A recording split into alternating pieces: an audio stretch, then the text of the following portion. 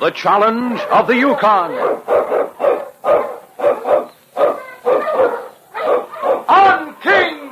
On, you Malamute! The Wonder Dog King, swiftest and strongest of Eskimo lead dogs, blazes the trail through storm and snow for Sergeant Preston as he meets the Challenge of the Yukon.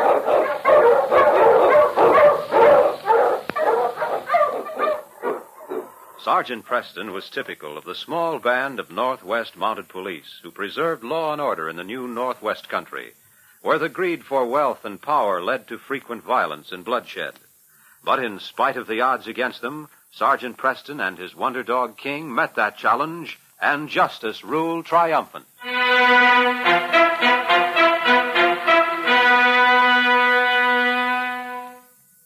In a great paneled bedroom, a man dressed in evening clothes pulled open a drawer. As he did, the handle on the door behind him turned. Hastily dropping an object into it, he closed the drawer. Well, Hank, what are you doing up here? Oh, the brilliant conversation downstairs drove me out. You don't happen to have anything to drink up here, do you? Yes. There's some claret in the desk.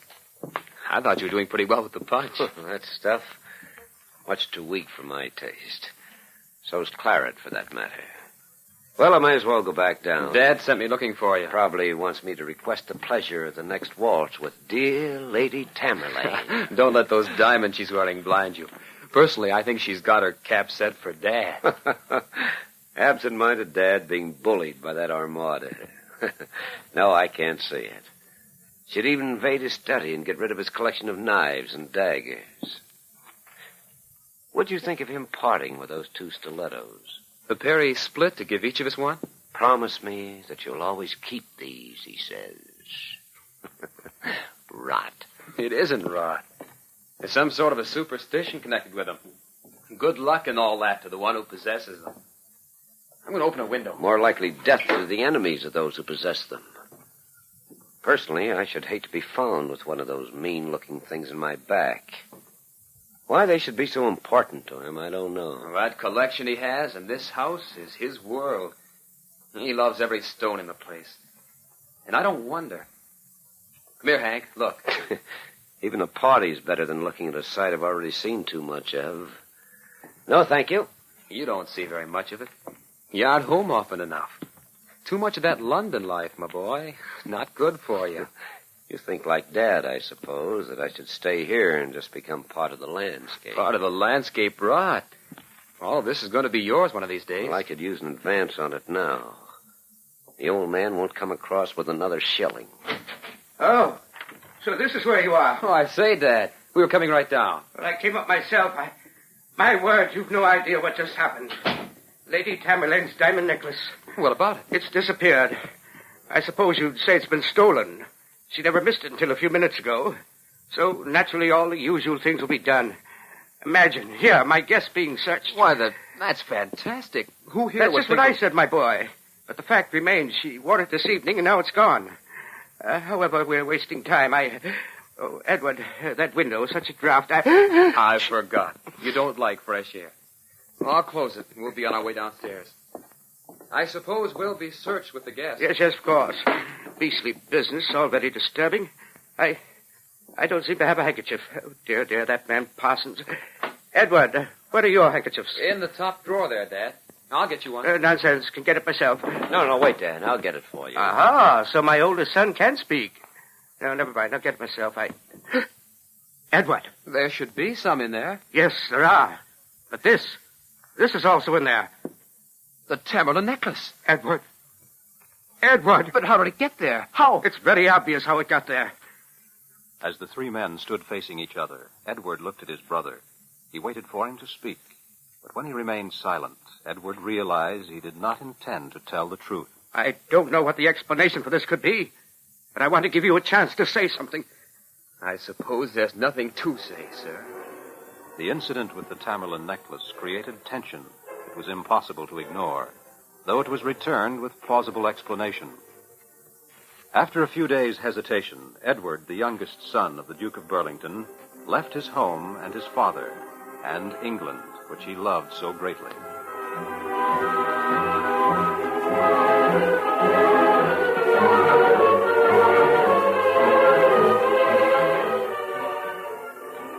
Several years passed, and then one day in a barracks room at headquarters in the Yukon Territory, the scarlet-coated men of the Canadian Mounted Police stood and sat at ease. So now, since I brought in 4 of his men, the inspector's sending me out to bring in Gentleman Harry himself. Uh-huh.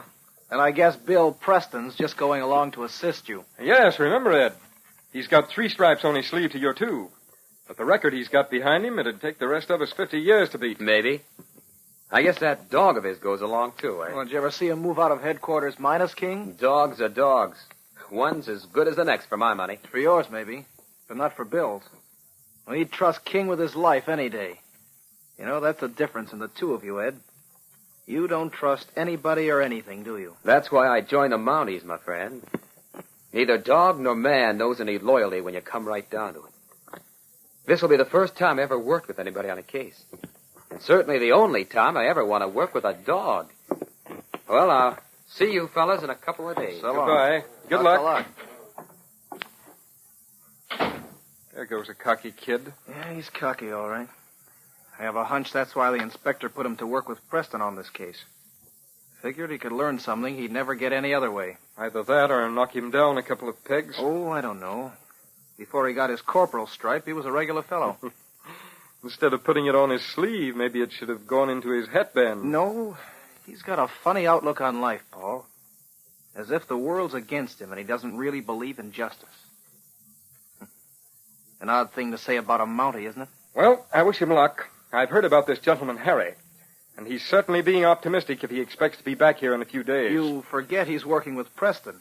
You might have to eat those words, so be careful what you say. If he does it, he'll be cockier than ever. But personally, I wouldn't bet on it. This is one tough assignment, and I don't envy him.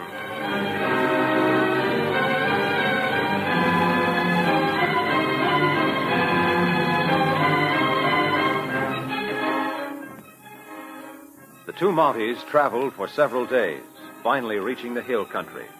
Then on the 4th night, as they sat beside their campfire, King, who was resting at Preston's feet, raised his head. Well, looks like we're going to have company. Oh, you huskies! Oh! A woman alone on the trail. She's probably carrying a gun. She knows how to handle it as well as she does those dogs. She won't have any trouble. Mind if I share your campfire? Not at all. I was just thinking we'd need more wood. I'll gather some. Make yourself comfortable. Come on, boy. Policeman, huh? I see your tunic under the Mackinaw. Yes. Mackinaw keeps the wind out. First time I've seen a Mountie up in this country in quite a while. You looking for somebody?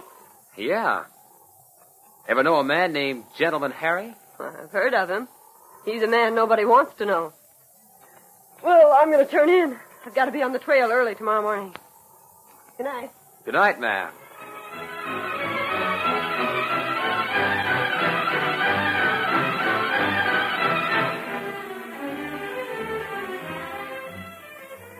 The woman left early the next morning before the 2 Mounties broke camp. Then, settling their packs on their sleds, they continued their journey. On, King! On, you Malamute! It was mid-afternoon when they sighted a cabin.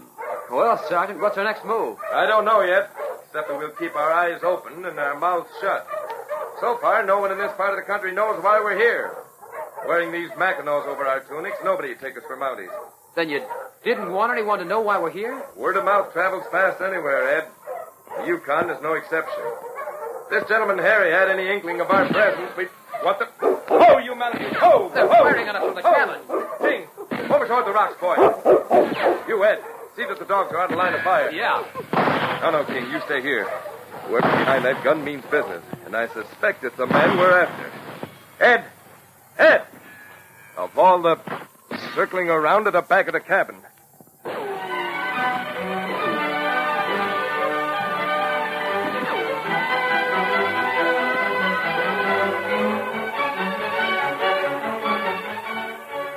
Meanwhile, inside the cabin. Harry, you aren't going to kill those men, are you? I just wanted to warn you so that you could... Good thing you did. I know, but I didn't expect a gunfight. You can't hold out very long. You don't have enough ammunition. They don't know that. Harry, quick. One of them circled. He's coming around to the back of the cabin. Good. We can use another gun. All right, Mountie. Come in with your hands up. That gun of yours will come in very handy. I'll cover you, Nora. You get it from him. You're not doing any shooting with this gun? Oh, he threw it back toward the rock. You're going to be sorry for that. But empty. Gentleman Harry's gun hung uselessly in his hand. As the eyes of the two men met, recognition flickered across their faces at the same instant. The gunman opened his mouth to speak, then changed his mind. This puts us on equal terms. Not quite. This dagger's been useful before. You're going to walk in this door and out the front door. And if your friends shoot... I see. Now move.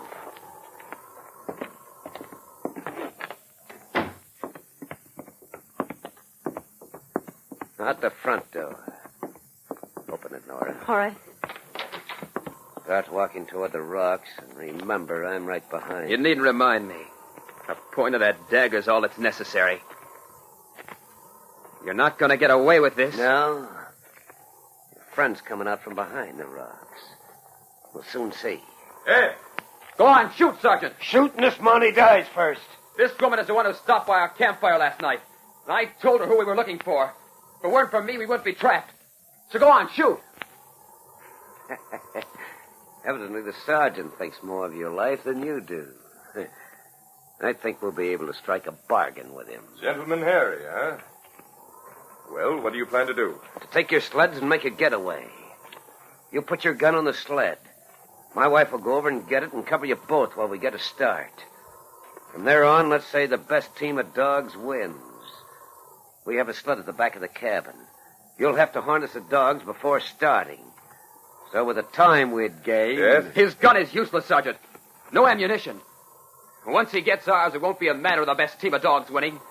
He'll make sure ours never starts. Shoot while you have a chance. The great dog King saw the frown on his master's face. And as he padded softly through the snow, he saw the glittering blade of the dagger pointed at the corporal's back. Looking at Sergeant Preston, Gentleman Harry failed to see the dog on his right. King jumped, knocking the man to the ground. No, get the dog away. Get away from me. No, get down. Get the dog away from me. The impact of flying muscles and sinew was stunning. Seconds passed before the man realized what had hit him. And when he did, he raised himself on his elbow to hurl the murderous weapon at the dog. But the warning was unnecessary. The man's elbow gave way beneath his weight. Harry! Harry! He fell over on that knife. His arm must have broken when he struck the ground. Oh, Harry! That dog. Sergeant, he probably saved both our lives. It isn't the first time he saved mine, Ed. If it hadn't been for him, this whole thing was my fault. If I'd kept my mouth Learn shut. something from every case, Ed. And I don't think you'll forget this one in a hurry. You were his wife? Yes. I fell in love with a man I knew nothing about. Where his home was, what he did before he came to the Yukon.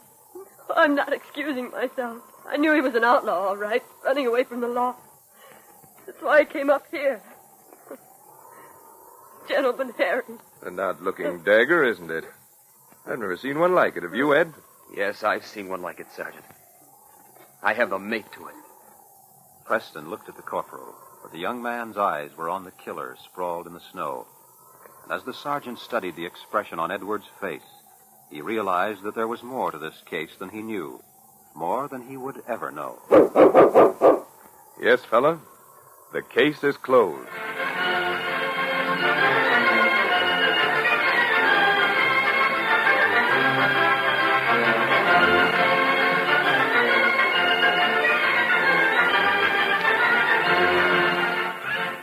These copyrighted dramas originate in the studios of WXYZ Detroit, and all characters, names, places, and incidents used are fictitious. They are sent to you each week at this same time and originate in our transcription studios. Bob Height speaking.